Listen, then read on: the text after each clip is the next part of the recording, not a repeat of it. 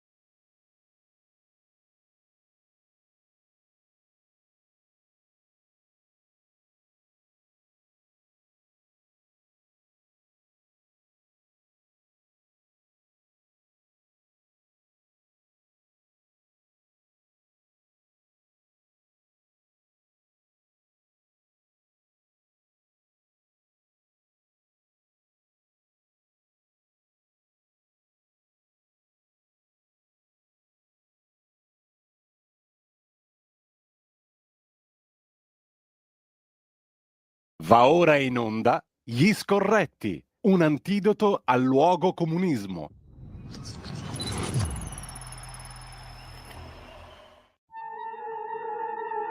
Mamma mia. Frida come sta? Bene, bene, anzi è in ottima forma. Amore. Ha superato tutti i problemi estivi e no, è a posto, va benissimo. Meno male.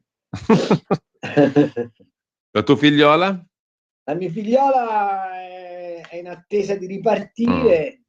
Venerdì la porto alla Farnesina perché c'ha sta fissa che vuol fare carriera diplomatica. No, come siamo in onda? Oh, regista, cosa ci dici? Siamo in onda?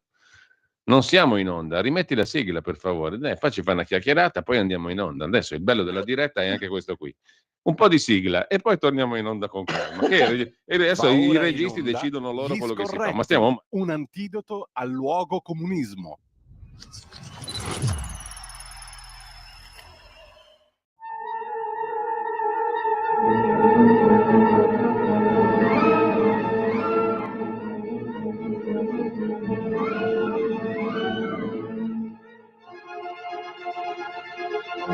La ascoltiamo.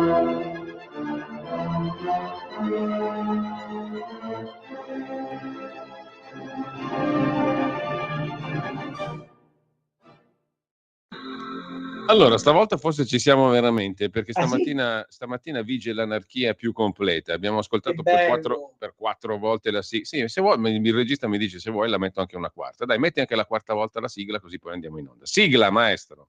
Rimetti la sigla, per favore, così andiamo in onda. Speriamo di non aver detto cazzate fuori onda, ma comunque Fa niente, era esattamente quello che volevamo stamani, creare Va caos, ora in onda scompiglio. Gli Va ora in onda, Scorretti, senti che un bello, che antidoto meraviglia. al luogo comunismo. Sfuma pure. La mettiamo anche in conclusione la sigla. Invece di chiudere normalmente, chiuderemo con la sigla di apertura. Intanto buongiorno. Buongiorno a Carlo Cambi. Ciao. Allora, Carlo, come stai? Di cosa ti sei occupato in questi giorni? Di cosa ti stai occupando? Ma mi sono occupato molto di Europa, ho scritto un pezzo del panorama che esce la prossima settimana per concludere che l'Europa ormai è a capolinea. D'altra parte, stamattina avrei visto che c'erano i giornali costretti a pigliare atto del fatto che la nostra Presidente del Consiglio, la signora Giorgia Meloni, è considerata il leader più stabile europeo e viene incoronata come la donna più potente del mondo in questo momento. Ma perché addirittura più potente del mondo? Beh, perché probabilmente se tu fai oggi un giro fra le premier femmine, e quindi ricostituendo la categoria. Ma non è molto corretto quello che stai dicendo, femmine. Lo so, infatti stavo arrivando. Al netto del wok, che per me continua ad essere la pentola con la quale si fa il riso alla cantonese, vorrei che fosse chiaro, la wok. Quello è ottimo come wok, e credo apprezzabile da tutti. Appunto, detto questo, non ci sono in giro per il mondo molte donne oggi che hanno la capacità di esprimere un potere di governo e anche di influenza come ha la nostra Giorgia Meloni. Il motivo è molto semplice, perché la signora von der Leyen è espressione di un fantasma che si chiama Europa, perché sennò uno dovrebbe dire che la più potente del mondo è la signora von der Leyen, se l'assunto secondo il quale l'Europa, essendo questo mercato di 450 milioni di persone che riunisce alcune delle economie più potenti del mondo, bla bla bla bla bla. Evidentemente tutti gli osservatori hanno mai preso atto che l'Europa è un simulacro, perché soprattutto la crisi di Germania e Francia la sta affossando come tale, e che c'è una disunione europea evidente, resa palpabile, resa plastica dal fatto che le ex repubbliche baltiche e tutti i paesi a nord, quelli che confinano con la Russia, hanno una loro idea di come si debba fare ad armare l'Europa, a sostenere, diciamo così, il conflitto ucraino con le popolazioni. Guarda, io ho fatto un giro fra Polonia, Romania e Ungheria, ti devo dire che polacchi, rumeni e ungheresi, se gli parli di un ucraino, gli vengono le bolle come l'orticaria. Non ne possono più, non ne hanno più voglia, non vogliono più cacciare i soldi, non vogliono più questi finti profughi, perché in realtà gran parte di questi ucraini si sono trasformati in lavoratori frontalieri, nel senso che vanno nei paesi aderenti a lui a lavorare, a prendere gli stipendi e poi se ne tornano a casa, perché l'Ucraina, noi abbiamo quest'idea che la guerra in Ucraina sia una devastazione totale, in realtà si combatte su alcune centinaia di chilometri di fronte e basta, non succede nulla. L'Ucraina in quanto nazione, voglio dire, verso la parte occidentale dell'Ucraina non succede niente, si gioca a calcio, si fanno i festival, si va regolarmente a teatro, eccetera, eccetera, eccetera. Ma ovviamente se racconti tutto questo passi per essere un putiniano da espellere dal consesso democratico. Ti apro una parentesi, parlando con alcuni rumeni stanno incacchiati come pantere e dicono questa cosa, secondo me, che è una sconfitta significativa per l'Europa. Stavamo meglio con Ceausescu. Ora io, siccome sono stato arrestato da Ceausescu e conoscevo bene quel regime, mi è venuto un brivido nella schiena, ma quando gli chiedi perché, la risposta è molto semplice. Noi credevamo che la democrazia fosse un valore assoluto, abbiamo scoperto che il nostro voto non conta nulla se le potenze internazionali decidono che ciò che abbiamo deciso noi non gli va bene. Ora io non so se questo sia vero o non sia vero, non so neanche dirti in quale proporzione tutto ciò riguardi la popolazione rumena, cioè quanti siamo d'accordo con questa protesta. Una cosa so, che inficiare un voto con un sospetto, peraltro non provato, all'interno dell'Europa è una roba inaccettabile.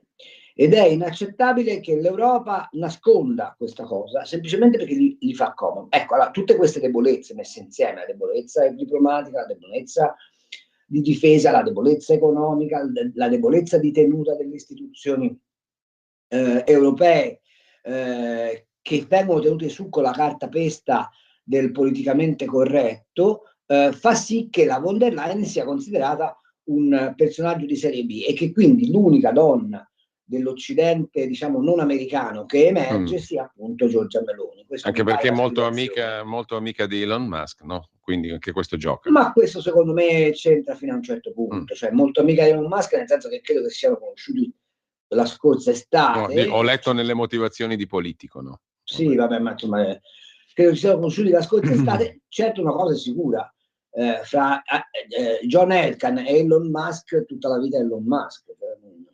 Cioè, ecco Carlo, due cose. Com'è che sei stato arrestato sotto il regime di Ceausescu? Ma io andai là come inviato di Repubblica a raccontare, no, nemmeno di Repubblica, come inviato di quotidiani locali del gruppo Espresso. Andai là a raccontare, su invito del governo rumeno e per la mediazione del Partito Comunista Italiano, le magnifiche sorti progressive dell'economia rumena.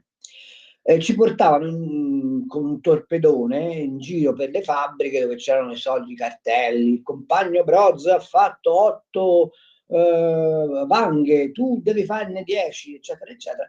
E a un certo punto ci portarono in una fabbrica che si chiamava Autobuzul, non me lo ricordo come fosse ora, in cui ci facevano vedere queste catene di montaggio da cui uscivano le Trabant.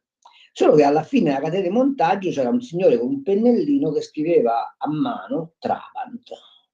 Allora io in conferenza stampa dissi: scusate, voi sarete anche tanto bravi, ma spiegatemi che senso ha avere le catene di montaggio se poi alla fine della catena di montaggio c'è uno che con un pennello scrive Trabant. Cioè, E allora mi spiegarono che, essendo io un occidentale di merda capitalista, non potevo capire l'afflato alla massima occupazione che aveva il popolo rumeno. Poi, girando per questa fabbrica, scopersi degli strani autobus che avevano un prolungamento sospetto sul muso, sai, quella specie che si chiamano cannoni, no? Ecco.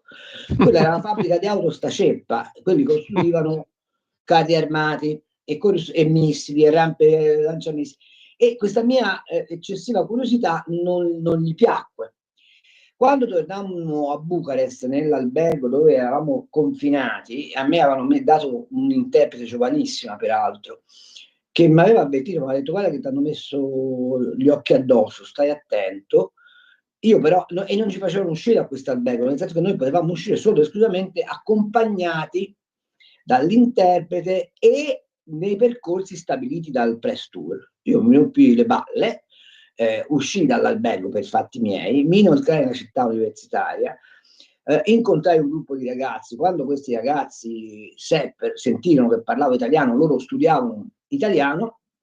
Devi sapere che i rumeni hanno questo afflato totale verso la cultura latina, che sotto il regime di Ceausescu, cioè del comunismo, gli veniva negato, e ci mettemmo a parlare per un po'. Fatti conto, come se io stessi parlando con te, ma nel giro di 20 secondi questo gruppetto si dissolse e io non mi resi conto perché. Me ne resi conto nel momento in cui mi presero le mani e mi legarono dietro la schiena con l'accusa di essere un sovversivo. Che simpatica cosa, come finì? No, finì che dopo qualche ora mi hanno ovviamente rilasciato, perché avevo il cartellino con scritto: questo signore è ospite del governo della Repubblica Socialista Rumena, non fategli nulla, eccetera, eccetera. Però la mattina dopo fui accompagnato con garbo all'aeroporto e rispedito a casa. Interessante. Diciamo che una popolazione che ha vissuto quel periodo di dittatura non dovrebbe essere appunto molto favorevole alle censure, no? No, come quella che è accaduta. Ed è grave. Però c'è anche un po' una forma di, mi viene da dire una parola sbagliata forse, una forma un po' di razzismo, perché se sta roba accade in Romania ce la trangugiamo, potrebbe accadere anche in Italia però, perché a quel punto ti ricorderai benissimo che le voci sull'influenza di Putin nelle elezioni ci sono state anche da noi. Allora cosa vieta, diciamo così, di considerare illegittimo un voto a questo punto, anche in un paese un paese un po' meno disastrato della Romania, per cui della Romania ce ne freghiamo. E mi domando, la Corte di Giustizia Europea, che è così soletta a occuparsi dei nostri balneari, perché non vada in Romania ad accertare se ciò che è stato fatto è legittimo o no? Cioè io non sto dicendo che sia sbagliato se effettivamente la Russia ha fatto, ma la domanda è, intanto queste pressioni come le verifichi? Mm? In seconda battuta, questo signore ha dichiarato che si vuole staccare dall'Europa e allearsi con la Russia, non mi pare. In terza battuta, parlando con dei rumeni, sia in Italia che in Romania, ho avuto la netta sensazione che loro siano stanchi di quella classe dirigente che si è genuflessa totalmente alla Germania e che ha fatto diventare la Romania di fatto una succursale dell'industria tedesca a salari la metà di quelli tedeschi, ed è per questo motivo che volevano cacciare quel governo, non per altri motivi. Ora probabilmente ci saranno anche altre questioni in ballo, io non sto dicendo che ci sia un golpe, però secondo me accettare l'idea che in un paese dell'Unione Europea si possano annullare preventivamente le elezioni, quando peraltro i rumeni all'estero hanno già tutti votato e avevano tutti votato per Georgescu, è una cosa che non mi torna, cioè lo posso dire, da liberale io altrimenti non deve essere questa cosa. Altrimenti deve essere estremamente chiaro. Altrimenti deve essere una manifesta certo. ingerenza, un atto ostile. Ma la domanda è, ma perché in Romania? Capirei di più in Polonia, capirei di più in Ungheria, ma perché in Romania? La Romania è un paese defilato rispetto al teatro di guerra dell'Ucraina, ed è un paese defilato anche rispetto agli interessi russi. La Romania semmai è quel paese di cerniera con la Turchia, un paese di una pericolosità assoluta in questo momento, del quale nessuno infatti, si occupa. Ecco, appunto, io volevo portarti anche su questo, perché alla luce dei fatti siriani sta emergendo il ruolo della Turchia, ma nessuno ne parla, appunto. Perché non se ne parla? A sufficienza, Perché è quantomeno? l'esercito della NATO. Perché nel momento in cui tu metti in discussione la Turchia, come Europa, devi avere abbastanza soldi da mettere lì per superare l'influenza della Turchia dentro la NATO, altrimenti con un rischio che se Trump fa veramente, io non ci credo, ma se Trump fa veramente un passo indietro, la Turchia è il paese militarmente più potente dell'Alleanza Atlantica. Non so se vi è chiaro il rischio che stiamo correndo. Bene, però non se ne parla, perché è più interessante parlare di Conte, di Grillo, della Schlein, oppure domandarsi se i dazi che Donald Trump potrebbe metterci ci faranno male. Quando stiamo economicamente dentro una bolla con la Cina, che ha un disperato bisogno di vendere all'estero e farà di tutto per conquistare il mercato, totalmente il mercato europeo, quando abbiamo firmato l'accordo col Mercosur che ci mette alla berlina di quell'area dove invece la Cina ha fatto investimenti. Cioè noi abbiamo assunto come Europa, grazie a quest'idea socialdemocratica che domina da anni il nostro continente, una posizione di genuflessione verso gli altri paesi. Come il secondo mandato von der Leyen è più disastroso del primo, rischia di essere. Si prospetta. Sì, assolutamente sì. Secondo me il secondo mandato von der Leyen, se il quadro internazionale rimane questo, rischia di essere di trasformare la baronessa nel commissario liquidatore dell'Unione Europea.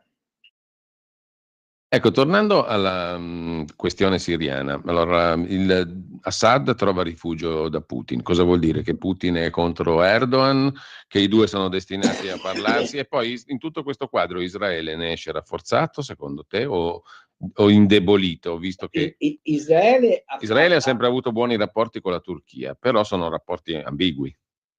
Sì, anche perché sai, se tu sei assediato a casa tua, una via di fuga bisogna che in qualche modo te la assicuri, e la Turchia, essendo paese NATO, e la cosa straordinaria è questa, che la Turchia è un paese diciamo, musulmano. Con Erdogan, peraltro, il fondamentalismo islamico in Turchia ha ripreso valore, cioè se c'era un grande merito che aveva avuto Ataturk era quello di laicizzare totalmente la Turchia. Ora in alcune zone della Turchia, insomma, il chador comincia a essere tornato di moda. Ma insomma, detto questo, però che cosa significa? Significa che Israele ha capito che non si può più fidare dell'Occidente, quindi fa per conto suo. Vedi che nel Golan si è portato molto avanti col lavoro. La Siria rischia di essere un elemento di ulteriore instabilità. Il punto interrogativo, come dovevamo metterlo sulle primavere arabe, secondo me è lecito. Ci ho detto, ovviamente non mi sentirai mai difendere Bashar al-Assad perché era uno dei governanti più spietati che il nostro secolo abbia conosciuto, ma detto questo, non è che quelli che sono arrivati, che giustamente il mio amico Biloslavo ha battezzato i talebuoni con questa straordinaria sintesi giornalistica, siano così tranquillizzanti. La posizione della Russia è molto semplice: do rifugio a Bashar al-Assad, anche perché Putin è solito non abbandonare gli amici, questo va riconosciuto. Ricorderete qual era il rapporto che aveva con Berlusconi, nonostante stessero su sponde opposte. Apro parentesi: se l'Occidente avesse dato forza all'ipotesi di Berlusconi di portare la Russia dentro il consesso europeo, oggi vivremmo un mondo infinitamente migliore. Richiudo parentesi. Quindi però è anche vero che immediatamente l'ambasciata russa a Damasco ha innalzato la bandiera della nuova Siria, quindi non credo che la Russia abbia intenzione di farsi cacciare da quell'area. Semmai c'è una cosa da dire: tutti lavorano all'isolamento dell'Iran, e se questo avvenisse sarebbe comunque un grande successo. Allora Carlo, abbiamo la piccola pausa del solito delle 10. A tra poco. Stai ascoltando Radio Libertà, la tua voce libera, senza filtri né censure, la tua radio.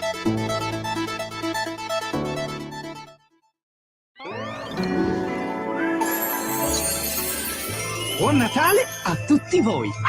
Buon Natale a tutti! Ciao, buon Natale! Buon Natale! Buon Crismucca a tutti! Grazie! È Natale, eh? Buon Natale a tutti! Buon Natale! Buon Natale! Buon Natale! È un regalo di Natale! Buon Natale! Buon Natale, Vanessa! Buon anno, signori! Buon Natale! Buon Natale, Orso! Buon Natale, buone feste da tutto lo staff di Radio Libertà, la tua radio. Per la tua pubblicità visita il sito radiolibertà.net.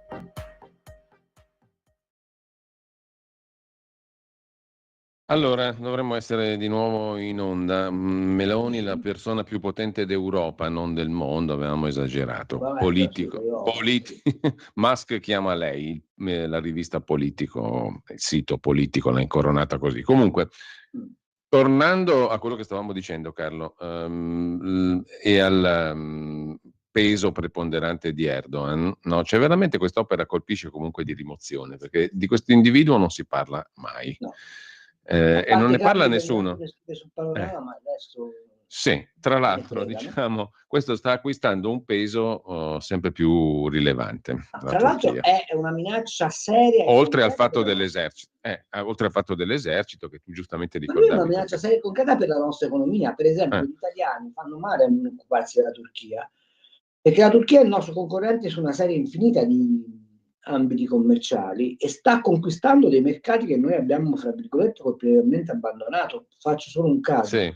Nessuno sa che la Turchia è il secondo produttore di pasta alimentare al mondo e che l'Africa compra solo ed esclusivamente pasta turca, che peraltro non è fatta solo con grano duro, ma è fatta anche con grano tenero. La Turchia è anche, però, al contrario di noi, è anche un grande produttore di cereali. e avendo ottimi rapporti con Kazakistan, Kirghizistan, Turkmenistan, cioè quell'area lì, ha un approvvigionamento di grano costante, cosa che noi non abbiamo, a prezzi molto più bassi dei nostri. È la prima che mi viene in mente. Ovviamente quando loro poi portano la pasta, cosa fanno? Non è che vanno a vendere la pasta che caricano sulle feluche o i caicchi che gli italiani usano allegramente quando vanno a fare le vacanze in Turchia. Vanno nei paesi e costruiscono i pastifici, che significa che si portano dietro l'industria meccanica turca. Nella moda i turchi copiano tutto il Made in Italy e lo vendono al 30, 35, 40% in meno. Se voi parlaste con qualsiasi calzaturiero italiano, anche quelli ti dicevano, non soltanto quelli di Civitanova Marche, che sono della mia prossimità, vi spiegherebbero che sulle fasce medio-basse di mercato il più terribile concorrente che hanno non è la Cina ma è la Turchia. Se voi parlaste in giro per il mondo per quel che riguarda le creme spalmabili, le famose Nutelle, il primo produttore al mondo di Nutelle è la Turchia, perché è il primo produttore al mondo di nocciole, e così andando. Il problema qual è? È che la Turchia, con la sua ambiguità, ha un doppio accesso. Ha da una parte accesso ai mercati occidentali, perché essendo un paese nato, bla bla bla bla, ma poi ha accesso a quei mercati dove invece ci guardano male, perché non siamo musulmani, perché siamo alleati con l'Occidente, e loro invece con la giacchetta all'occidentale vanno in giro per il mondo e fanno i fighi. Con il caffetano islamico vanno in giro per il mondo e fanno i confessionali. Questo, dal punto di vista commerciale, ci pone dei grossi problemi. Vi faccio osservare una cosa banalissima, ma perché gente come Paola Egonu, che ieri ho peraltro battocchiato sulla Verità, va a giocare in Turchia, dove le danno 1 milione e svariati euro per schiacciare un pallone da pallavolo, salvo poi ritornare alla volley di Milano? Perché la Turchia paga cash, perché la Turchia non mette tasse, perché la Turchia oggi è in grado di mobilitare risorse economiche assai rilevanti. E tutto questo in un paese dove l'inflazione è altissima, i salari sono relativamente bassi e mediamente la popolazione sta male. Però il combinato disposto di un'autocrazia quale quella di Erdogan, con questa doppiezza in parte occidentale e in parte musulmano orientale, consente alla Turchia di essere oggi un paese particolarmente aggressivo. D'altra parte, se vi ricordate bene, nel 600 la battaglia di Lepanto non fu fatta solo per ragioni di affermazione della cristianità, ma perché l'Occidente sentiva che l'impero ottomano era una minaccia reale, e quella caratteristica i turchi non l'hanno perduta mai. Ecco, appunto, stavo per farti questa domanda che potrebbe suonare un po' strana, un po' stupida forse, però io, nella mia mente Turchia vuol dire anche genocidio degli armeni, c'è poco da fare. Certo, e lo vuol dire ancora oggi. Ma vuol dire anche il seguimento dei curdi, ma vuol dire anche appunto, mettersi d'accordo con l'Azerbaijan per spartirsi le risorse petrolifere, eccetera, ecco, eccetera. No, ma lo vuol dire ancora oggi, anche perché sono loro i primi a tenere vivo l'allarme per chi guarda questa cosa, perché loro stessi sono reattivissimi contro chi ancora oggi parla di genocidio. Ma se tu oggi provi in Azerbaijan o in Turchia a pronunciare la parola armeno o curdo, rischi la corte marziale. Ecco, appunto. Allora, questa è una domanda che può sembrare stupida. È chiaro, noi compriamo il gas da Azerbaijan e contentissimi di farlo, perché ovviamente... E naturalmente con tutti i governi, compreso questo, no? Perché nessun governo ha criticato l'Azerbaijan, la Turchia, eccetera. E neanche... Tra l'altro è un paese meraviglioso, io sono stato, è bellissimo. E poi magari però voglio dire, allora è giusto considerare la Turchia di oggi in linea di continuità con la Turchia del 1915 dal punto di vista di una certa mentalità, quella lì che ha portato allo sterminio degli armeni. Sì, a me pare di sì, perché sono loro i primi a rinfocolare questa cosa, no? Cioè a me fanno venire i brividi quelli che dicono no, il genocidio armeno non è esistito, si stanno comportando oggi alla stessa maniera, tra l'altro, perché hanno cacciato gli armeni dalla loro terra e nel silenzio totale. Se noi fossimo una radio con un po' più di potenza, io e te potremmo andarci a fare un viaggetto a Venezia, andare a San Luigi degli Armeni, dove c'è la comunità dei monaci armeni, e una biblioteca di una bellezza assoluta, e il più bel roseto d'Europa, così vi do Ci sono stato una volta, infatti è un posto bellissimo. Vi do qualche input per andarvi a vedere un pezzetto di mondo vicino a casa nostra e parli con questi monaci. I monaci ti direbbero esattamente qual è la condizione della popolazione armena in Turchia, cioè in Turchia, ai confini turchi e nel mondo. Sono profughi di cui nessuno si occupa, tra l'altro di un livello culturale altissimo, perché di fatto sono gli altri ebrei, gli armeni, parliamoci chiaro, anzi forse sono i pre-ebrei dal punto di vista della civiltà, e niente, però nessuno se ne occupa. Io ho provato qualche volta a cercare di pubblicare sui miei giornali storie di armeni, ti guardano come se tu parlassi, che so io, dell'ultimo residuo di popolazione marziana, insomma. Guarda, ha ragione Welbeck, avrei visto stamattina la sua intervista, sì, Stefano Montefiori sul Corriere, vedo in Occidente la volontà di scomparire, vero? Si vede anche da queste cose qua. Beh, ma basta che bussi alle porte del Vaticano per capire come vanno le cose. E qual è il progetto del Papa, secondo te? Beh, ma è evidente. Il Papa ha capito che l'Occidente è secolarizzato a un punto tale da non poter tornare indietro, fa un ragionamento, tra l'altro lui viene da un mondo che con l'Occidente non c'entra quasi niente, salvo l'origine pinerolese, e ha deciso che la Chiesa va spostata nel mondo emergente, in Cina, nel Medio Oriente, nell'Oriente, nel sud del mondo. Però per fare questo devi abbandonare tutto l'apparato della tradizione, quindi devi abbandonare i riti, devi abbandonare la Bibbia, devi abbandonare il Vangelo, devi abbandonare i testi sacri su cui si fonda l'identità occidentale, e sta facendo esattamente questo. Non mi pare sia così difficile da leggere, insomma. Allora, ha capito che ormai il sud del mondo ha vinto perché sono di più, ha vinto perché economicamente stanno raggiungendosi. Sai, tu non leggi mai sui giornali italiani le proiezioni, no? Non so se hai visto proprio il G7.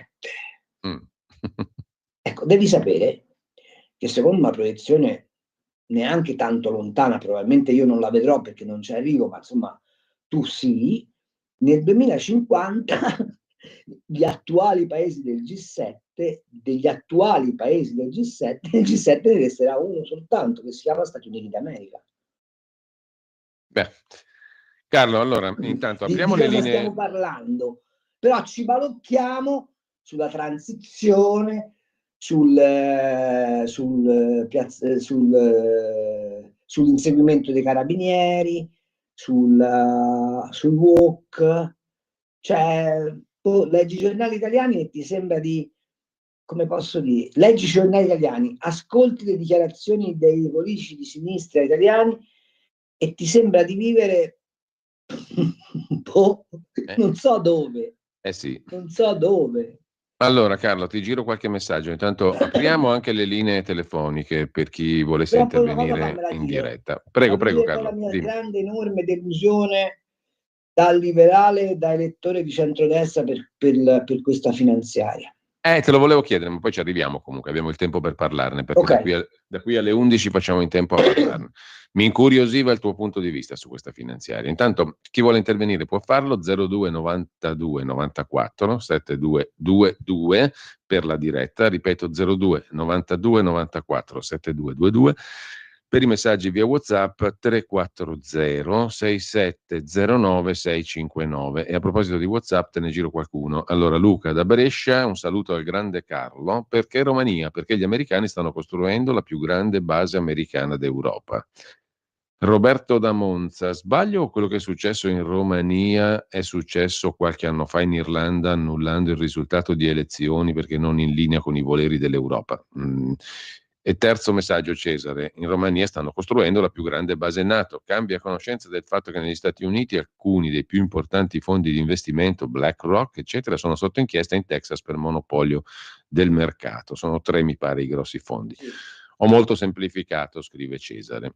E infine c'è una domanda più generale. Cosa pensa Cambi della volontà di eticizzare ogni aspetto della società civile, fenomeno endogeno o esogeno? È una domanda un po' così, diciamo. Comunque te l'ho girato. Vuoi che ti risponda che qualsiasi cosa interferisce sulla libertà personale è un delitto. diritto, quindi pensa cosa ne posso pensare. Cioè io ho sempre ma la cosa che è più straordinaria, sai qual è? Che stiamo passando dallo stato etico a quello dietetico, cioè che è ancora peggio. Allora Carlo, abbiamo diverse chiamate, mi dice la regia in attesa, quindi le passiamo in successione. Pronto? Pronto? Buongiorno. Pronto? Buongiorno. Buongiorno Canarca, buongiorno Cambi. Buongiorno a lei. Mi raccomando, siamo confinanti. Allora, sì, è vero.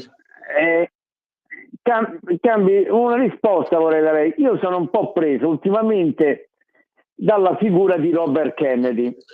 Ora, ieri c'è stata una cosa incredibile, c'è stato l'appello di 75 premi Nobel affinché Kennedy non fosse nominato ministro della salute negli Stati Uniti. Lei sa meglio di me che le multinazionali farmaceutiche, Big Pharma, sono molto più potenti delle lobby sia del petrolio che delle armi. Allora, cosa sta rischiando Kennedy? Cerca di fare, gli faranno fare la fine degli altri due Kennedy? Cosa sta rischiando Trump? Cioè, all'insediamento di Trump manca ancora un mese è molto lungo. Uno dei due ci arriva, non ci arriva, oppure, non lo so, l'omicidio politico negli Stati Uniti è molto usuale. Sarò io che sono un complottista, ma questa cosa di Big Pharma, di 75 premi Nobel che vogliono stoppare Robert Kennedy, mi puzza molto e temo molto. Una sua risposta. Ma io faccio aspetta Carlo, facciamo vai. passare anche le altre telefonate. Scusami. Pronto? Sì, buongiorno a tutti e due, Lisetta. Buongiorno. Io volevo parlare sulle morti sul lavoro, perché secondo me serve più impegno. Allora, le vittime di Calenzano dell'altro giorno, secondo me, sempre meritano qualcosa di più del nostro dolore. Meritano un impegno concreto, una volontà politica e imprenditoriale che metta finalmente la sicurezza al primo posto. Ogni morte sul lavoro è una sconfitta per tutti, sempre secondo me, un fallimento delle nostre istituzioni, un tradimento dei nostri valori. Non chiamiamo le morti bianche, chiamiamo con il loro vero nome morti evitabili e quindi inaccettabili. Tutto qua, vi saluto e buona giornata a tutti e due. Bene, se abbiamo altre telefonate le passiamo subito, se no ti lascio subito la parola a Carlo. Vediamo se ci sono altre chiamate. Pronto? Sono Gianni da Genova, ciao Giulio, un abbraccio. Buongiorno Gianni. Carlo. E ho capito perché in Romania hanno eliminato le elezioni, perché il popolo romeno si è sbagliato, invece di scrivere Georgescu ha scritto Ceausescu, e allora per quel motivo lì gli hanno annullato le elezioni. Poi tanto cosa vuoi, ormai cose di una gravità così lampante qui non vengono assolutamente colte, come diceva giusto Carlo, si parla della Schlein, di tutte le stronzate possibili e immaginabili, e poi quella che in Europa la Melona sia la persona più influente. Mi viene in mente la ministra Guidi quando diceva al suo ex compagno non sono mica la serva del Guatemala, lei è una serva della NATO. La Turchia è il nemico numero uno, ma lo è sempre stato da quando è morto Maometto, con i saraceni, le invasioni che ci sono state in Spagna, da tutte le parti, sono il nemico pubblico numero uno. E cosa fa la Leonardo? Vuole aumentare la flotta aerea vendendo 23 o 25 Eurofighter alla Turchia, che è il nemico numero uno dell'Europa cristiana, che ormai i cristiani non se ne fregano, di Israele, che sono gli unici che combattono, si sta tutti zitti e muti, e lì si dice che sono dei genocidi, tutto alla rovescia. E noi anche come Lega, cosa fa la Lega? Stanno zitti. Altro che asilo Mariuccia. Allora, grazie Gianni, ci sono altre due telefonate, però poi diamo la parola a Carlo Cambi. Pronto? Sì, tocca a me? Buongiorno. Buongiorno. Io volevo dire questo riguardo alle multe che sono state tolte. Allora, se noi fossimo un paese normale, persone che hanno collaborato a questa strage di persone che stanno male e che purtroppo se ne sono andate a causa di questo obbligo chiamiamolo vaccinale, sarebbero già in galera. Comunque io sono molto fiduciosa su Kennedy e su Trump, perché staremo a vedere a breve il cambiamento epocale che ci sarà, e io ne sono convinta, e come ho avuto già modo di dire verrà buttato via il bambino e l'acqua sporca, per cui queste persone che hanno tradito il loro popolo e hanno costretto le persone a star male e anche a morire verranno giudicate in merito. Io sono straconvinta e fiduciosa. Abbiamo ancora un mesetto di tempo. Grazie e buongiorno. Allora, l'altra telefonata, poi la parola a Carlo Cambi. Pronto? Pronto, buongiorno, sono Ferdinando, telefono dalla provincia di Verona. Buongiorno. Allora, buongiorno. Io ho sempre votato nella vita centrodestra e tutti quanti ci raccontavano, lo stesso Bagnai, lo stesso Borghi, che purtroppo non si poteva sforare il tot perché sennò entravamo in collusione con l'Europa. Però dopo mi accorgo che i 5 Stelle da sinistra possono fare un debito di 250 miliardi in un solo anno col bonus 110%. Ora c'è il centrodestra al potere e mi vengono a dire che non possono fare le riforme perché c'è stato un debito enorme. Domanda, il centrodestra quando è che potrà fare le riforme, dal momento che la sinistra, il centro-sinistra non possono sforare i conti e il centrodestra deve, ahimè, mettere mano al portafoglio per rimettere in ordine i conti? Le riforme, quando è che avremo questo piacere che possono essere fatte? Questa è la domanda che giro a entrambi. Salve. Bene. Allora, Carlo, partiamo da Robert Kennedy. Vabbè, Robert Kennedy, se io avessi la sfera di cristallo per sapere se Robert Kennedy verrà sparato come successe allo zio e al nonno, non lo so. Mi auguro che l'FBI e i servizi di sicurezza americani facciano il loro dovere. Una cosa mi lascia perplesso è vedere che il ragazzo che ha ammazzato l'AD di una delle più importanti compagnie di assicurazioni sanitarie in America viene oggi celebrato in larga misura sui social come un eroe, il che vuol dire che il clima in America intorno alla sanità è un clima avvelenato. Big Pharma farebbe bene a tenerne conto, perché poi sai, gli americani come dire sono paciosi, però quando si incacchiano veramente, per cui non credo che Big Pharma abbia tutto questo potere che noi immaginiamo. Certo hanno un sacco di soldi, certo hanno i loro servizi segreti, certo hanno una capacità pervasiva, ma insomma starei attento, perché Donald Trump ha uno strumento molto interessante per controllare tutto questo, ed è il controllore dei controllori, cioè il signor Elon Musk. Ma voi pensate veramente che Elon Musk si occupi soltanto di macchine a batteria e di X? Elon Musk in questo momento è il signore che ha in mano le chiavi dell'intelligenza artificiale. Beh, allora Carlo, hai qualcosa da dire sulle altre chiamate? No, sulle altre chiamate molto semplicemente, quella più interessante è vabbè, sui morti sul lavoro sono d'accordo, è vero, è una strage continua, è anche vero che per quanto noi ci vogliamo difendere e mettere al sicuro dalle disgrazie, le disgrazie fanno parte purtroppo del corso dell'esistenza. Detto questo, però, sicuramente servono maggiori garanzie e soprattutto servono maggiori ristori e immediati ristori alle famiglie. Certo, non è che pagandogli un futuro ai figli gli restituisci chi muore, ma perlomeno in qualche modo assicuri che ci sia una continuità di speranza, ecco, mettiamola così. Invece la telefonata che più mi interessa, che è quella che mi interessa, non sono tutte interessate, ma la telefonata a cui voglio prestare attenzione è l'ultima, che è quella che ci introduce a un ragionamento. Io sono convinto che da questa legge finanziaria il centrodestra avrà un contraccolpo elettorale spaventosamente negativo. Ecco perché, Carlo? Per due fondamentali motivi. Primo, perché la Meloni, obbedendo alla destra sociale, e d'altra parte quella provenienza c'è, non è inutile che ce la neghiamo, ha fatto una manovra tutta spostata a vantaggio dei cosiddetti ceti deboli, che poi bisognerebbe vedere quanto sono deboli. Il non aver mantenuto la parola sul ceto medio e non aver avviato la riforma fiscale è quanto di peggio si possa immaginare.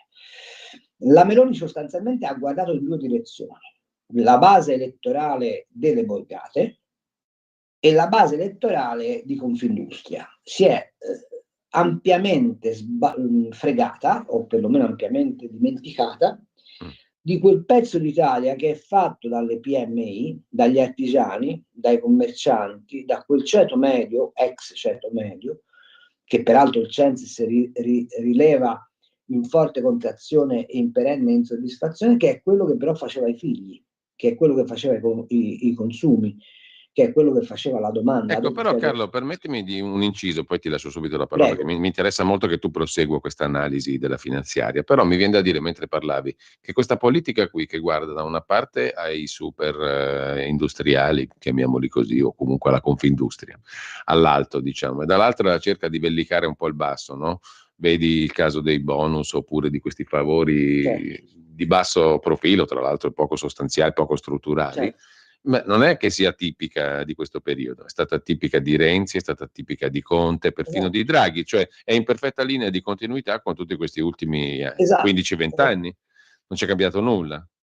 E infatti quello che al punto tale che uno dice ma non doveva essere appunto la riforma fiscale uno dei cardini, non doveva essere la difesa delle classi produttive, delle classi medie, uno dei cardini della nuova politica economica, la NEP, la nuova politica economica, non doveva partire da lì. Quello che stride è proprio questo, non tanto il fatto che non fai il provvedimento, è che non facendo il provvedimento o rimandando il provvedimento dai il senso che la tua politica economica non è cambiata, non ha fatto lo switch. Cioè alla fine Conte non era tanto distante da sta roba qua. No, ma neanche Prodi, ma neanche voglio dire Paolo nemmeno Draghi. Nemmeno Draghi.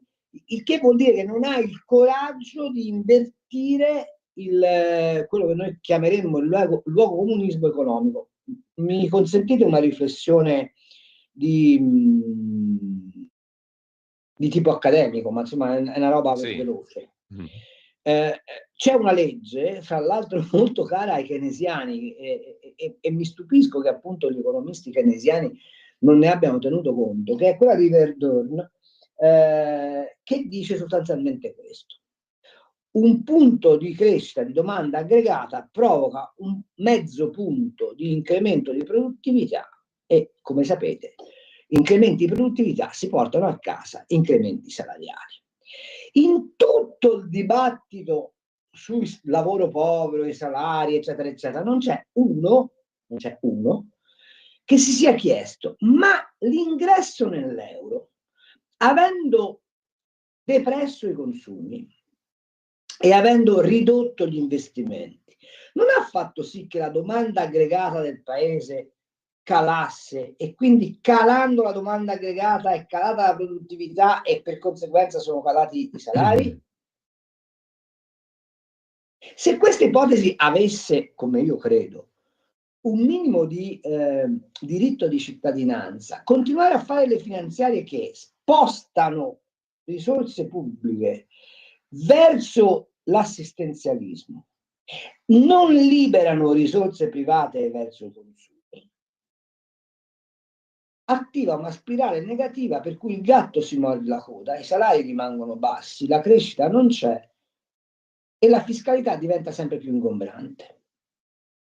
Per questo motivo io sono deluso dalla finanziaria, perché mi sarei aspettato uno switch concettuale, e cioè libero risorse private, faccio arretrare lo Stato, l'assistenza la pago non con un intervento immediato, ma attraverso l'incremento di PIL che mi libera risorsa fiscale attraverso la quale faccio assistenza. Direte, ma il risultato alla fine è lo stesso? No, non è lo stesso. Cambia radicalmente il modo di intendere il modo in come tu governi l'economia. Io questo switch non l'ho visto. Ecco, Anzi, Carlo.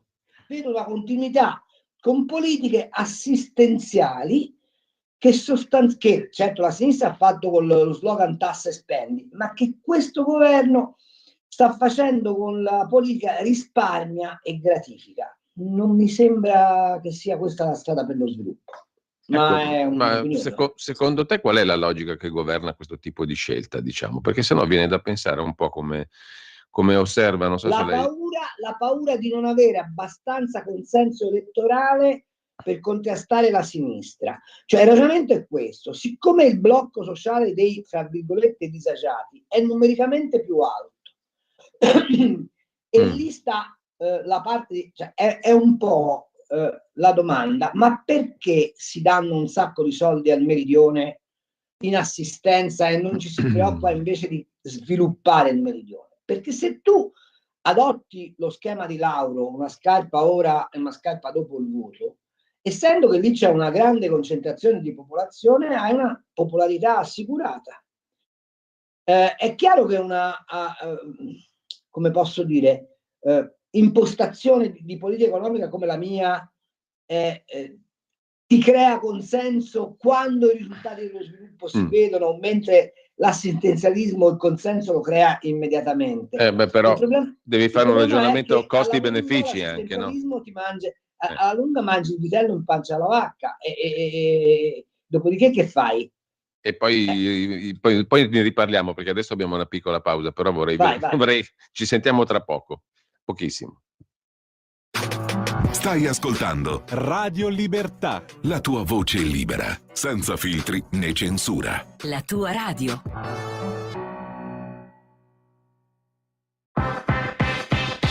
Per interagire con Radio Libertà, inviaci un messaggio di testo, audio, video al nuovo numero dedicato a te. 340 6709 659 340 6709 659. Rimani connesso con Radio Libertà, la tua radio.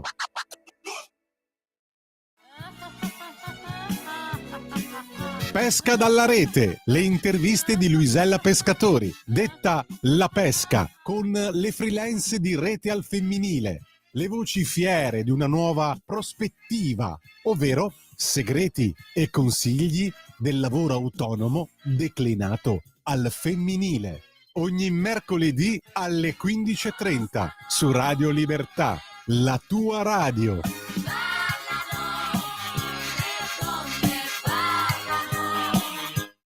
Lo amiamo perché ci offre sempre le cose più buone e naturali. Linea Alberto Acerbis. Un saluto cari amiche, cari amici, insomma cari ascoltatori da Alberto Acerbis. È iniziata la campagna olearia, in questo momento chi ama l'Italia non può non amare anche i suoi frutti, che alla fine sono i suoi figli. Parliamo dell'olio Acerbis, parliamo di estrazione a freddo, parliamo di olive raccolte al giusto punto di maturazione.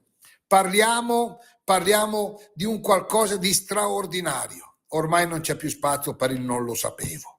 L'olio Acerbis, olio italiano 100% estratto a freddo olive italiane. Mettete in casa qualcosa di unico, di straordinario che vi fa davvero riscoprire i sapori di un tempo. 6 bottiglie da litro di olio Acerbis, d'olio novello, straordinario, 84 euro. Olio nuovo, prezzo vecchio. Trasporto non lo pagate. Per ordinarlo, per prenotarlo chiaramente direttamente al frantoio 030 68 44 08 oppure olioacerbis.com, perché l'olio bu e ve sempre regala. Festa sarà se dentro il nostro cuore lo spirito del Natale terremo vivo con l'amore. Buon Natale, buone feste da tutto lo staff di Radio Libertà, la tua radio.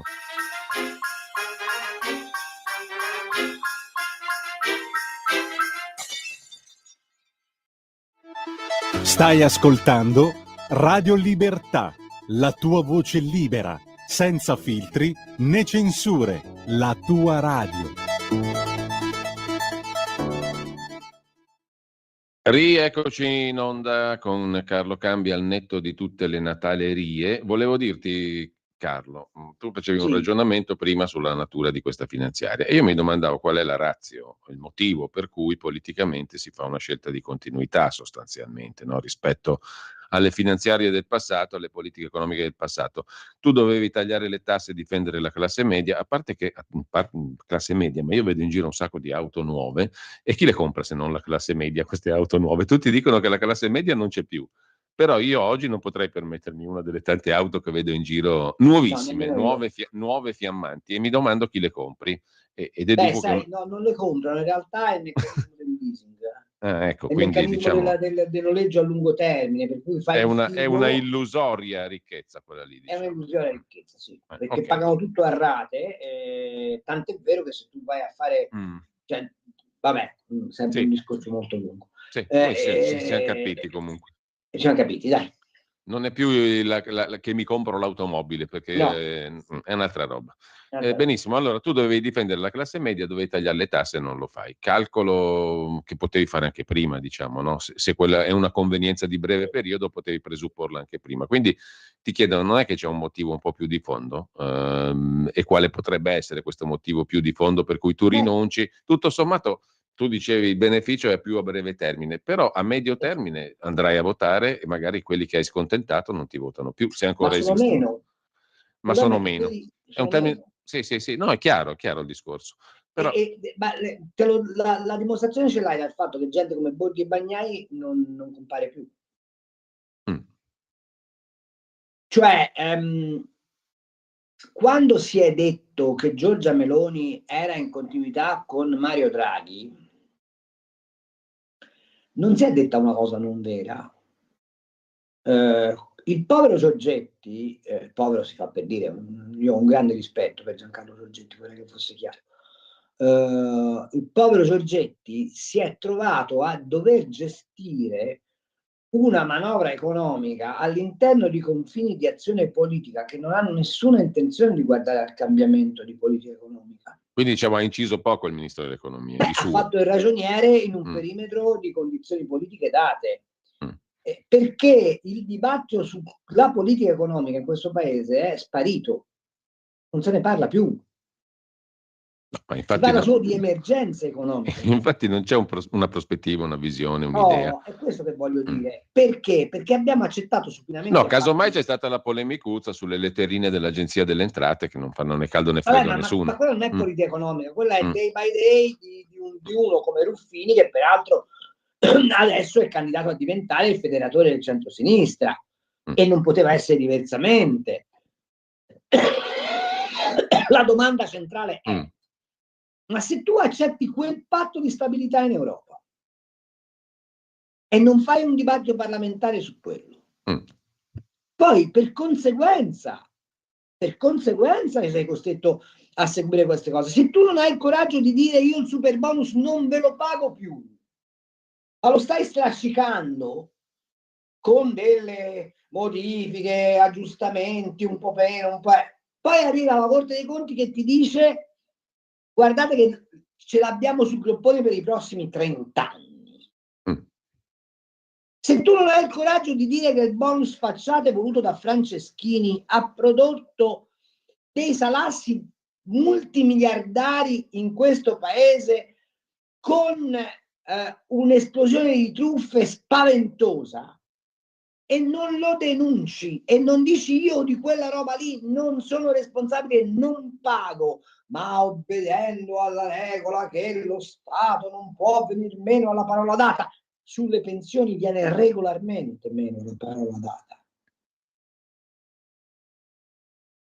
E non imposti un ragionamento sullo sviluppo. Quando ti fai inchiodare, come è successo ultimamente, dal PD sul fondo da 4,6 miliardi per l'automotive, e non sei in grado di rispondere che a parte il fatto che Stellantis va a spendere 4 miliardi per fare la fabbrica di batterie in Spagna e non in Italia e disattende gli impegni presi su Termoli, ma a parte questo non sei in grado di dire che quel fondo comunque è alimentato da denaro pubblico e il denaro pubblico è comunque denaro sottratto ai contribuenti, e che tu non sei disposto a pagare ulteriormente soldi alla signora Fiat, ma preferisci darlo al produttore Brianzolo, se tu non affronti un tema di politica economica, di ridisegno di come questo paese si deve sviluppare, tutto il resto sono pannicelli caldi, sono obblighi che ti assumi. Però mi faccio una domanda io. Perché tu devi continuare a sovvenzionare un pezzo di paese che con la propria contribuzione fiscale non si paga neanche i servizi di base e devi comprimere le risorse di quel pezzo di paese?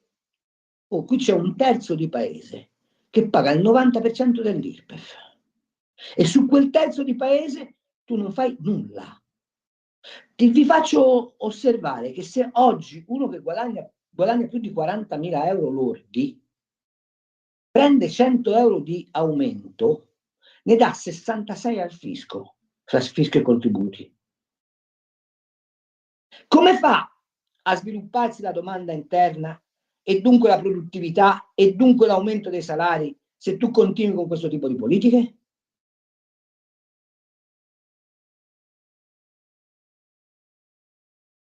Non ti sento. Carlo, allora non è che ha ragione, stavo leggendo stamani il pezzo di Marcello Veneziani sulla Verità che dice: a me mi stanno simpatici un po' tutti adesso, guardo con simpatia la Meloni piccolina tra tanti omaccioni più alti di lei, guardo la Schlein, mi fa sorridere, Carlo Calenda è simpatico, Giuseppe Conte pure, Bonelli, Renzi, perché? Perché non conta più niente nessuno di questi qui. I politici non contano più niente, la politica non divide più tra un noi e un loro, non intercetta i temi reali, i temi ideali, le differenze, le vastità, le questioni del presente e del futuro, le identità e le appartenenze. Non c'è più niente di tutto questo e lo scenario internazionale risponde solo ai rapporti di forza. Allora, io ti faccio notare questa cosa qua. Adesso questa qui è una roba un po' forse nichilistica, ma Sì, però vabbè, Veneziani è una provocazione intellettuale, fa eccetera, parte di quella eccetera. tradizione della destra nichilista che conosciamo. Io ho un'altra formazione, sono Sì, un è molto, mazziniano liberale. ecco, è un po' più pragmatica, diciamo. Esatto, però mettiamola su così. Te lo ricordi il casino che è successo sul Report, che veniva censurato? Sì. Allora, questi disgraziati di colleghi hanno preso una povera donna e l'hanno messa alla berlina, pubblicando la conversazione con suo marito senza nessun rispetto. Sì, ma con quale pubblica utilità poi? Perché ora dovrebbe essere discrimine. Fammi finire. Hai visto una reazione da parte del centrodestra paragonabile alla reazione del centrosinistra sulle presunte censure al Report? No. A parte che io comincio ad avere paura di questo qua. C'è qualcuno che ha chiesto all'ordine dei giornalisti: scusate, ma questi perché se la pigliano con una collega sputtanandola e venendo meno a tutti i codici deontologici della professione? Infatti. C'è una procura della Repubblica che si è alzata e ha detto: beh, ci fai vedere se questa pubblicazione è lecita o no? È un esempio, Ecco, la minorità sta lì. Noi facciamo questa trasmissione che si chiama Gli scorretti antidoto al luogo comunismo proprio per questo. Perché il centrodestra, la destra, non riesce ad uscire dalla gabbia concettuale costruita in decenni dalla sinistra.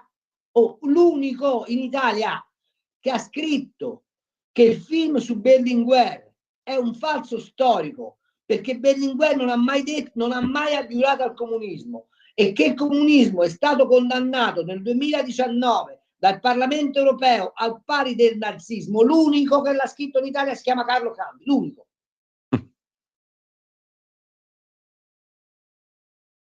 Poi sento qualcuno nella radio tua che dice: ma Cambi è un personaggio scomodo per il centrodestra.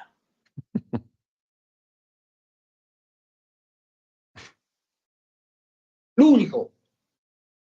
Allora la domanda è questa: quando è che ce la piantiamo di subire la sudditanza concettuale imposta dalla sinistra in questo paese? A cominciare dalla politica economica.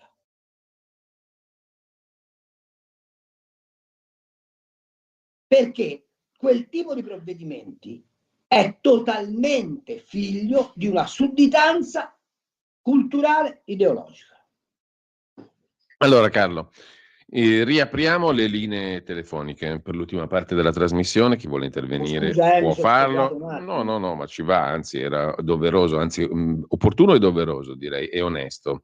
Allora 02 92 94 7222 per chi vuole intervenire in diretta.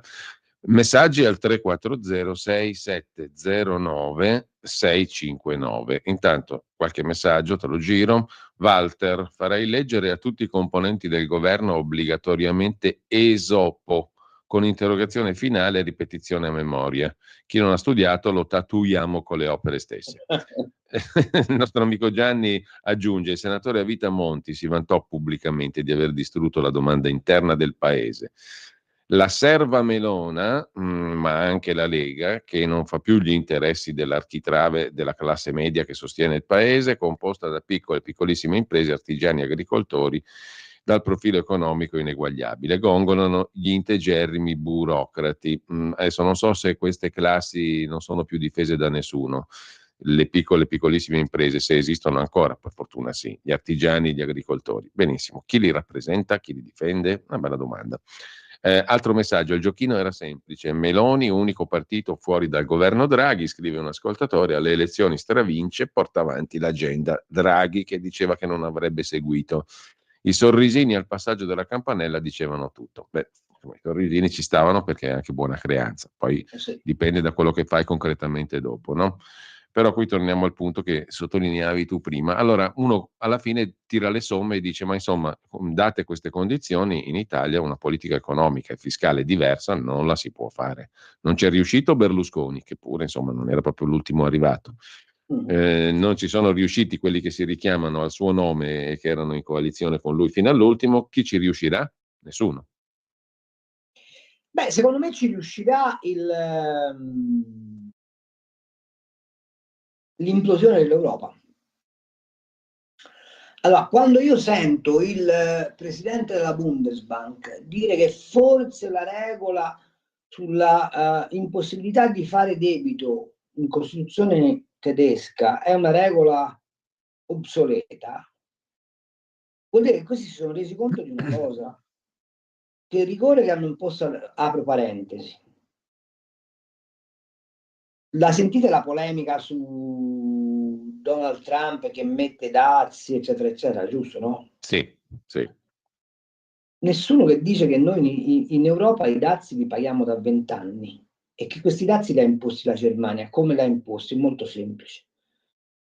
Con i patti di stabilità ha vincolato i principali concorrenti sui mercati esteri ad un rigore di bilancio in modo che non potessero fare investimenti. E lei ha fatto regolarmente surplus commerciali in danno di tutti i paesi dell'Unione Europea senza che nessuno l'abbia mai sanzionata. Addirittura c'è, se sei un curioso come me, vai a leggerti i trattati, scopri una cosa, che mentre sullo sbilancio c'è di fatto una procedura automatica, sul non rispetto dei limiti al surplus commerciale è tutto opinabile. Di fatto la Germania, che ha impostato il suo ciclo economico su 3 pilastri, e cioè energia a costo zero, massima esportazione e minimi costi, tant'è vero che ha delocalizzato le fabbriche in Cina, non capendo che in quel modo avrebbe ingrassato il suo principale concorrente. Un po' il rigore di bilancio ha fatto sì che paesi pericolosi come potevano essere l'Italia, la Francia, la Spagna, sui mercati internazionali stessero bonini, e per 20 anni ci ha messo un dazio, cioè di fatto ci ha impedito di esplicare sui mercati internazionali tutta la potenza che potevamo, tant'è vero, come avete visto, appena la Germania si è indebolita, l'Italia è diventato il 4º paese esportatore del mondo. nonostante abbiamo un problema serio perché la nostra industria è largamente integrata con quella tedesca, e se l'industria tedesca, in particolare quella dell'automobile, va male, per un pezzo della nostra industria va malissimo. Detto tutto questo, se tu non inverti la politica economica in Europa e non ti rendi conto di una cosa molto semplice, che l'euro per stare in piedi ha bisogno di parametri che sono sostanzialmente disfunzionali alla crescita economica, non c'è spazio per fare altro. Quindi io penso che una politica economica diversa si potrà fare nel momento in cui o mettiamo in discussione l'Europa in quanto tale, o mettiamo in discussione le architetture economiche su cui è stata costruita l'Europa. Sì, se no non tocchi palla fin dall'inizio. No, non tocchi palla fin dall'inizio. Allora, abbiamo 4 telefonate, mi dice la regia, quindi le sentiamo in successione. Ma com'è che telefonano così tanto se siamo antipatici? Boh, chi lo sa. È l'attrazione per l'orrore, si vede, per il brutto, il gusto dell'orrido. Sentiamo, pronto? Sì, pronto, buongiorno, sono Fabrizio di Sabio Chiese. Buongiorno. Sì, allora il ragionamento di Cambi è perfetto. Quando ha parlato prima della situazione delle PMI, degli artigiani e di tutti quelli che creano ricchezza e lavoro in Italia. Allora lo spostamento della Meloni sul fatto della previdenza, sul fatto dell'assistenzialismo è veramente inconcepibile, perché ormai col livello di tasse che abbiamo qua non si capisce dove cavolo si possa andare a prendere risorse per continuare in questa maniera. Comunque io vorrei chiedere una cosa a Cambi, mi piacerebbe invitarlo a venirsi a fare un giro qui in provincia di Brescia, che lo accompagno io casomai, e andiamo a farci un giro nelle piccole e medie imprese che io frequento per lavoro, e vorrei fargli vedere il clima che c'è in queste aziende, nel clima degli artigiani che stanno smettendo, gli artigiani che mi dicono mi manca poco andare in pensione perché non ce la faccio più, gli artigiani che mi dicono no, io il lavoro a mio figlio non glielo passo, preferisco che vada in ufficio o faccia qualcos'altro perché qui sono talmente oberato di tasse che il fatto di fare reddito è diventata una cosa da sognatori. Cioè c'è una disaffezione al lavoro che è una cosa incredibile. Io ho avuto bisogno di un muratore per rifare il tetto dell'officina, non riesci a trovare un muratore in Valsabbia dove prima ce n'erano a centinaia. Praticamente si sta distruggendo la base del lavoro, la base delle competenze, della professionalità, e mi piacerebbe che venisse a toccare con mano cosa vuol dire vedere il lavoro che regredisce in una nazione che per 50 anni ha fatto la fortuna con questi lavoratori. Mi dispiace, ma questa è la realtà e ho paura che lascia il numero alla radio e vengo a fare l'inchiesta per Panorama sulla PMI della Brianza. E io vengo con te, Carlo. Andiamo insieme. Andiamo con il registratore e facciamo un speciale in radio sul malessere delle piccole imprese. Lascia il tuo numero. Sì, e intanto bene, abbiamo altre 3 telefonate. Grazie a te Fabrizio. Pronto? Pronto? Sì, buongiorno. Oh, buongiorno, sono Silvana da Susa.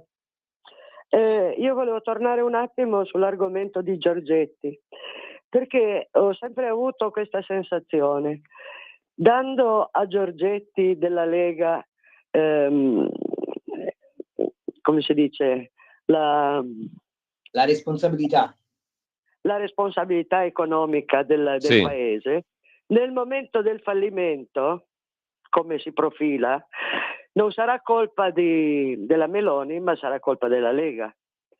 Io ho questa sensazione da subito, forse mi sbaglierò. Non lo so, perché a me sembra che comunque il cappello sulla politica economica ce l'abbia messo in primis la Premier, quindi la responsabilità politica è anche tutta sua. Non so come la pensa Carlo, però passiamo prima alle altre telefonate. Grazie intanto, grazie alla nostra ascoltatrice. Pronto? Pronto? Ok, Carlo, mi sa che le altre 2 si sono perdute. Vabbè, se volevi aggiungere qualcosa. Sulle piccole imprese l'abbiamo detto fino adesso e l'invito del nostro amico di Sabio Chiese è accolto volentierissimo. Sulla seconda cosa faccio notare che il povero viceministro Leo, che è stato un portatore sano dell'idea di una riforma fiscale, è stato sbugiardato dalla Meloni. Quindi per fortuna che c'è Giorgetti al Ministero dell'Economia, che almeno ha dato un esempio di razionalità e di non populismo, denunciando il dramma del super bonus e del bonus facciate. No, io non sono d'accordo su questo. Giorgetti sta facendo un ottimo lavoro. Il problema qual è? è che se il governo nella sua intierezza e per prima la Presidente del Consiglio non cambia regime di politica economica, il povero Giorgetti ha un perimetro molto stretto. Faccio notare che Alberto Gusmeroli, leghista, grande tributarista, si è battuto come un leone per avere almeno qualche beneficio che deriva dal fatto che gli anticipi li puoi dilazionare, eccetera, eccetera, ma la Lega ha cercato di fare qualcosa per difendere, diciamo, il suo elettorato. Qui il tema è più vasto, è più ampio, o tu cambi proprio il disegno di politica economica e bisogna che sia il governo intero, e a cominciare appunto dalla Premier che ha questo desiderio, oppure all'interno di questi perimetri quello che hanno fatto è quello che possono fare. Certo, poi si può decidere se dare più soldi agli infermieri e meno ai ragionieri, eccetera, eccetera. Questo fa parte delle dinamiche di correzione delle manovre, ma è l'impianto economico proprio che secondo me non tiene conto della necessità di sviluppare il paese, e lì Giorgetti ci poteva fare veramente poco, e non credo che alle prossime elezioni si potrà dire che è colpa di Giorgetti se non è successo ciò che doveva succedere. Carlo, tra i titoli di oggi, quelli relativi alla vicenda Stellantis, salvi i posti dell'indotto, rinnovata la commessa con Transnova, eccetera. Ecco, appunto, volevo chiederti questo. Primo, salvo che cosa? Cos'è che è stato salvato? Secondo, 92 posti di quelli che puliscono i piazzali di Mirafiori. Ragazzi, ma ci stiamo prendendo in giro. Qui il tema è: che fine fanno i 1000 della Maserati, che fine fanno i 3000 della Abarth, che fine fanno i 15.000 dell'Alfa Romeo? Ma di che cosa stiamo parlando, ragazzi? Su! Ecco, anche Urso mi pare uno che va in giro pietendo la risoluzione di micro crisi, non rendendosi conto che il tema è molto più vasto, che tipo di politica industriale vuoi fare, e soprattutto sei in grado di dire al signore Elkann: con tutti i quattrini che ti abbiamo dato ora ci regali delle azioni come hai fatto col governo francese e entriamo nella stanza dei bottoni e decidiamo anche noi, sì o no? Questo è il tema. Allora, abbiamo forse una telefonata, la passiamo, però poi l'altro tema, ma ha senso ancora parlare di automobile se c'è il famoso vincolo del 2035, l'elettrico? Cosa ne facciamo? Ma non ha senso nella misura in cui, se tu non sei in grado in Europa, visto che la Meloni è la più potente, di dire: ora mi metti dentro le opzioni, i biocarburanti di cui l'Italia è il leader, e manteniamo i motori endotermici, non vai da nessuna parte. Perché è fuori di dubbio che oggi il vantaggio tecnologico che hanno acquisito i cinesi sulle macchine a pila, o lo smonti o rimani suddito, non c'è nulla da fare, ma lo sanno anche i tedeschi, che provano a salvare gli investimenti fatti sull'elettrico, ma non vendono una macchina. Oggi leggevo che il capo di Europa, Stellantis, ha strigliato i concessionari dicendo: vendete più macchine. Ma se tu da una parte non mi metti soldi in tasca perché fai delle finanziarie che penalizzano il ceto medio, dall'altra insisti in Europa con questi vincoli inusitati, la BCE che taglierà dello 0,25 i tassi, e le banche non trasferiscono sui mutui i decrementi di tasso, ma mi dici chi le compra le macchine? E poi perché dovrei comprare la macchina se un usato elettrico si svaluta del 70% appena lo esce dal concessionario? Se la mia macchina diesel me la fai vivere come se fosse una condanna, ma perché dovrei comprare la macchina? Sai quale sarà il risultato che otterranno?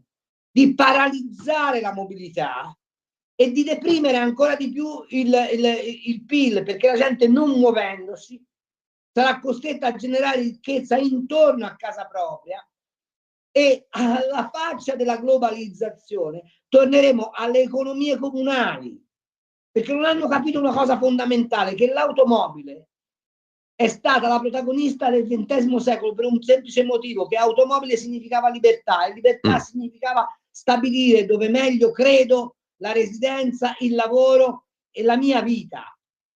Quello che non capiscono questi signori è che con queste scelte stanno incidendo sulle libertà personali, e se tu incidi sulle libertà personali, la gente prima o poi trova una scappatoia. Sai qual è la scappatoia? Rinunciare a ciò che ti limita la libertà. Ma secondo te i cinesi e Musk allora hanno fatto un investimento sbagliato con l'auto elettrica? Ma Musk ha fatto un investimento sull'auto elettrica, sai dove? Sulla fascia di prezzo da 70.000 euro in su. Cioè le vende a coloro i quali non hanno bisogno della macchina per campare. Tu prova a domandare oggi a un rappresentante di cosmetici o di farmaceutici, uno che si fa 60, 70, 80 mila chilometri all'anno per campare la famiglia, se con la macchina elettrica sarebbe in grado di farlo. Chiediglielo. E i cinesi? Ai cinesi è molto semplice. Vivi in un paese dove non esiste la libertà e dove ti impongono di avere la macchina elettrica per forza, tant'è vero che hanno fatto quello che fece Hitler con la Volkswagen. Perché si chiama Volkswagen? La macchina del popolo. Che Hitler inventò il maggiolino in modo che tutti i tedeschi fossero contenti di guidarla e fece la macchina popolare. E perché i cinesi fanno le utilitarie elettriche? Perché l'hanno date al popolo, il quale popolo è stato obbligato a comprarle perché fra l'altro a Pechino non respiravano più. Ma è molto semplice, l'ha scritto, voglio dire, cioè io divento pazzo, l'ha scritto nel 2021 il capo economista del centro studi di economia della Deutsche Bank, che ha scritto: se volete fare il Green Deal dovete imporre un'ecodittatura, cioè se tu mi vuoi vendere la macchina elettrica mi devi impedire di poter comprare qualcos'altro. Ed è esattamente quello che stanno facendo. Ma il risultato è che se tu hai dei popoli che esercitano la loro libertà da qualcosa come 2500 anni, la reazione non è comprare la macchina elettrica, è proprio non comprare la macchina. Il risultato infatti è che il mercato è crollato. Carlo, sono le 11, noi ci dobbiamo salutare Ma è così qua. complicato da capire, no? Fammi capire, ma perché tu ed io ci arriviamo e gli altri no? Ma poi soprattutto perché si perde tempo, diciamo, senza afferrare il nodo centrale della questione. Vabbè, comunque, Carlo, noi siamo arrivati appunto alle 11, mi verrebbe da porti un'ultima velocissima domanda, ma com'è che il tuo ex giornale, e vedo anche La Stampa, cioè i due quotidiani del suddetto Agnelli Elkann finora, mettono in prima pagina la storia del filosofo Caffo, cioè questo tizio che io non conoscevo, un personaggio 36enne, per botte e lesioni alla ex, 4 anni al filosofo Caffo. Quindi? Che senso ha, diciamo? Perché devi accontentare la pancia delle tue lettrici woke e perché parlare d'altro quando c'hai il padrone sotto accusa è straordinariamente efficace. È utile, quindi abbiamo capito anche questa. Bene, io ti ringrazio Carlo, grazie come sempre. Cioè, se loro avessero fatto un titolo contro la Meloni, non ottenevano lo stesso effetto. Invece dice: perché non parlate di Elkann? Perché dobbiamo parlare di una cosa ancora più importante, che sono i diritti delle donne. Il filosofo Caffo, benissimo, il cattivo maestro. Pensa che per me gioco. Caffo rimaneva una marca di cioccolato. Anche per me. Comunque io... Viva il cioccolato e viva Carlo Cambi. Grazie a tutti. Ciao. Avete ascoltato Gli Scorretti, un antidoto al luogo comunismo.